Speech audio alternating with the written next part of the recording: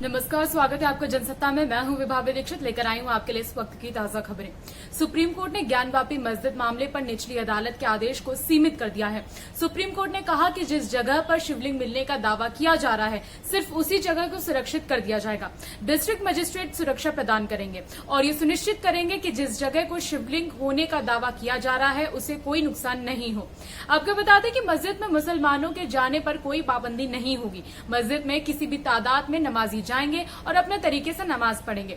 Supreme court ने इशारा किया है कि निचली अदालत इस मामले में कोई भी आदेश नहीं देगा, लेकिन आधिकारिक तौर पर निचली अदालत पर कार्यवाही पर रोक नहीं की गई है। अगली सुनवाई गुरुवार को होगी। और दूसरी तरफ बनारस के काशी विश्वनाथ परिसर में बनी ज्ञानवापी मस्जिद का सर्वे करने वाली टीम के एडवोकेट कमिश्नर अजय कुमार मिश्रा को उनके पद से हटा दिया गया है।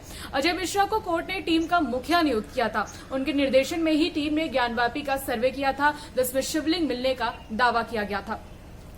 कोर्ट इस मामले की सुनवाई कर रही है। बनारस की कोर्ट ने अपने फैसले में कहा कि वकील कमिश्नर की जिम्मेदारी बहुत ज्यादा होती है। उनके सहयोगी आरपी सिंह हिदायत के बावजूद मीडिया में बातें लीक कर रहे थे।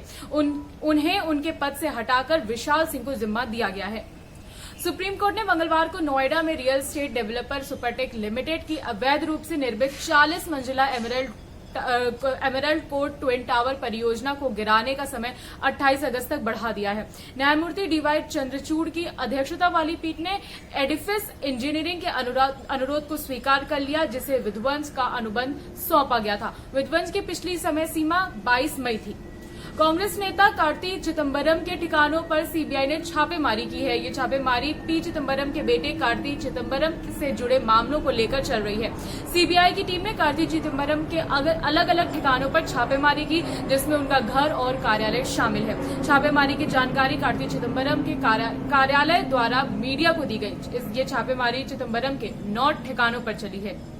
हिंदी भाषा बोलने वाले लोगों को लेकर बयान देने के बाद विवादों में आए तमिलनाडु के शिक्षा मंत्री के पोनमुडी ने अब यू टर्न लेते हुए एजुकेशन सिस्टम में हिंदी को तीसरी भाषा के रूप में शामिल करने की बात कही है।